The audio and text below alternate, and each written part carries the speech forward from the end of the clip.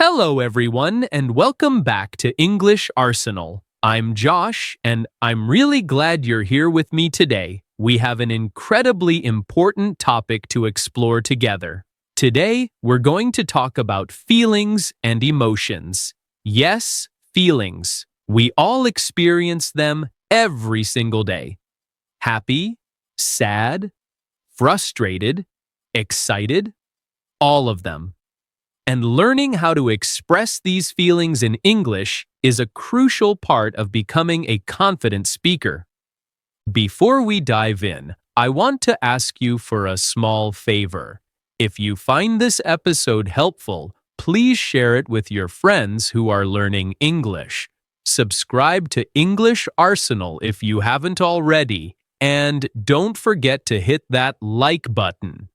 It really helps the channel grow, and I love reading your comments. So drop a comment and let me know what you think. Alright, let's talk about why expressing our feelings in English matters so much.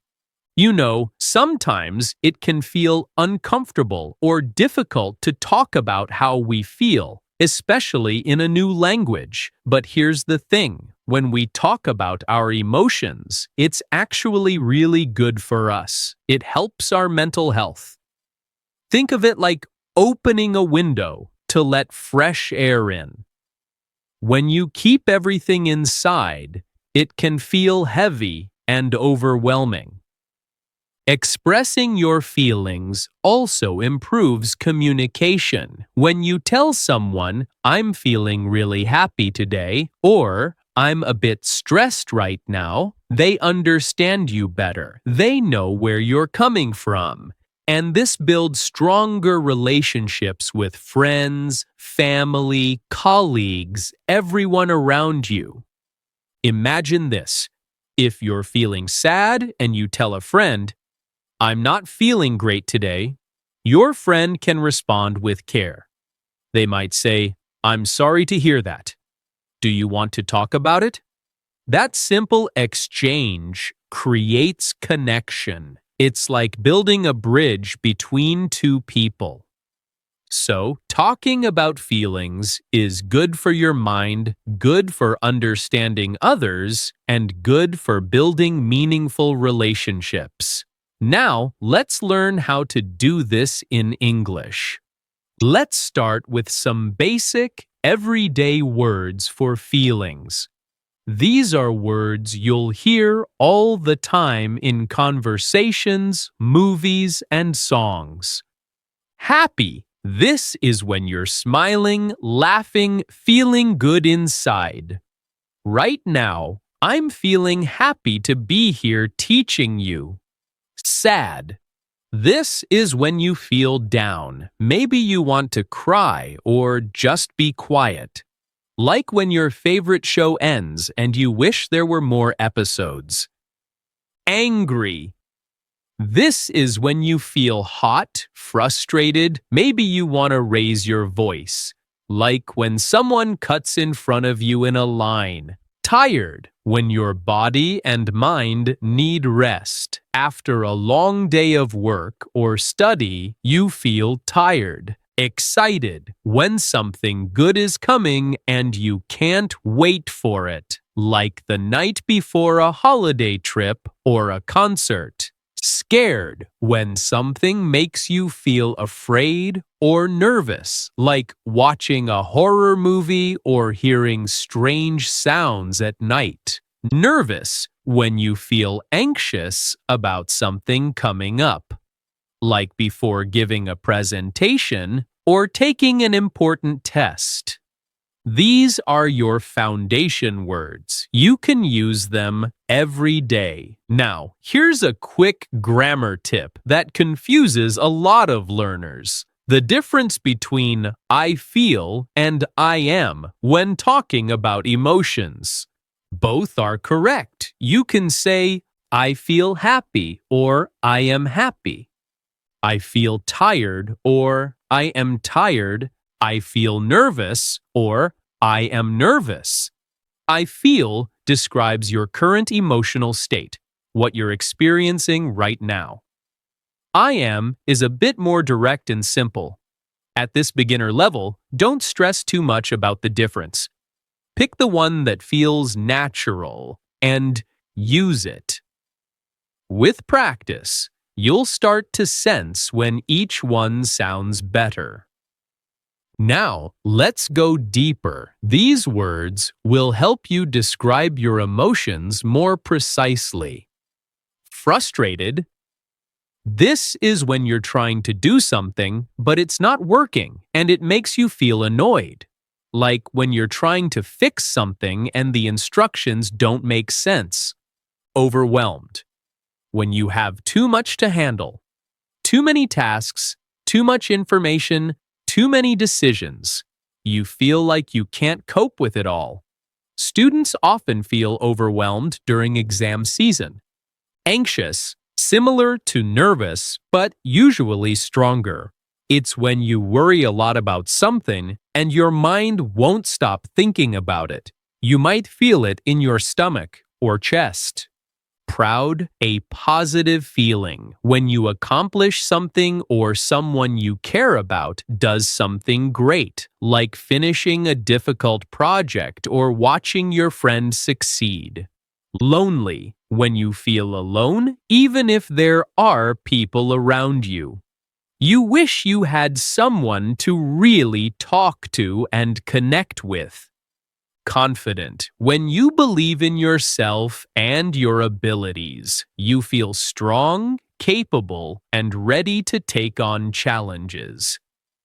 Disappointed. When something you hoped for doesn't happen, like when your team loses an important game or when plans get canceled. Relieved when something stressful ends and you feel calm again, like after finishing a big exam or solving a difficult problem. These words add color and depth to your English. They help you express exactly what you're feeling. Sometimes a feeling is small and sometimes it's very strong. In English, we use certain words to show how intense an emotion is. A little, a bit shows a small amount. I'm a bit sad today.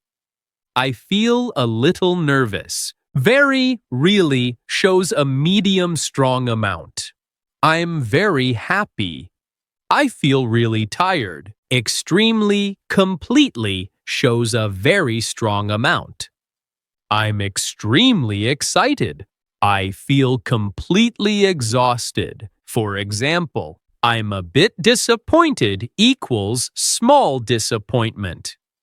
I'm very disappointed equals medium disappointment. I'm completely devastated equals very strong disappointment. Using these words makes your English sound more natural and expressive. Practice combining them with feeling words. Now, let's have some fun with idioms. These are phrases where the meaning isn't obvious from the individual words, but native speakers use them all the time.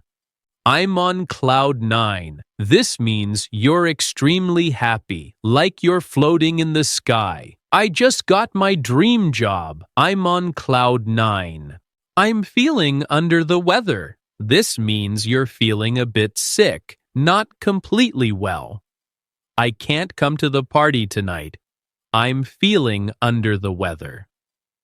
Walking on eggshells. When you're being very careful around someone because they're sensitive or easily upset. Ever since the argument, I've been walking on eggshells around her. It broke my heart. Something made you very sad or deeply disappointed. When my childhood dog passed away, it broke my heart. Butterflies in my stomach. When you feel nervous and excited at the same time, usually before something important. I have butterflies in my stomach before my speech. These idioms take practice, but they'll make you sound more fluent and natural. Now, how do we ask other people how they're feeling? This shows you care about them. How are you? The most common question, but sometimes people just say fine automatically. How are you really feeling? This shows genuine interest. It invites a more honest answer. Is everything okay? Use this when someone seems upset or different than usual. Do you want to talk about it? This gives someone the option to share without pressure. Is something on your mind? Use this when someone seems worried or deep in thought. These questions help you connect with people on a deeper level. They show empathy and care. When someone shares their feelings with you, how should you respond? You want to be kind, understanding, and supportive. That must be really hard. Shows you understand their difficulty. I understand how you feel. Shows you can relate to their situation. I'm here for you. Shows you'll support them. This is very powerful. Thanks for sharing that with me. Shows appreciation for their trust. This encourages them to open up in the future. I'm sorry you're going through this. Shows sympathy and care. These phrases build trust and strengthen relationships. They're essential for good communication. Let's practice using these words in real situations. Situation 1. After a difficult day at work. I'm feeling really tired and frustrated today. The traffic was terrible, and I had back-to-back meetings all afternoon. I just need to relax now. Situation 2. Before an exciting event. I'm so excited about the concert this weekend. I've been waiting for months. I'm literally on cloud 9. Situation 3. After a disappointment. I'm really disappointed that I didn't get the promotion. I worked so hard for it, it honestly broke my heart a little. Situation 4. Feeling overwhelmed. I'm feeling completely overwhelmed right now. I have 3 projects due this week, and I don't know where to start.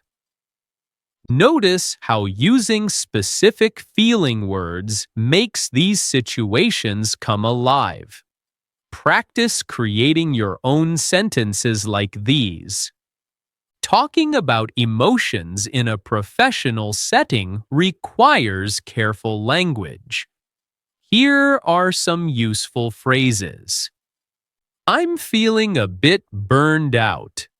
Means you're extremely tired from too much work over a long period. I need a mental break means you need time away from work to rest your mind. I'm feeling stressed about the deadline, a professional way to express work pressure. I'm concerned about the project timeline. Shows worry in a professional manner. I'm feeling productive today.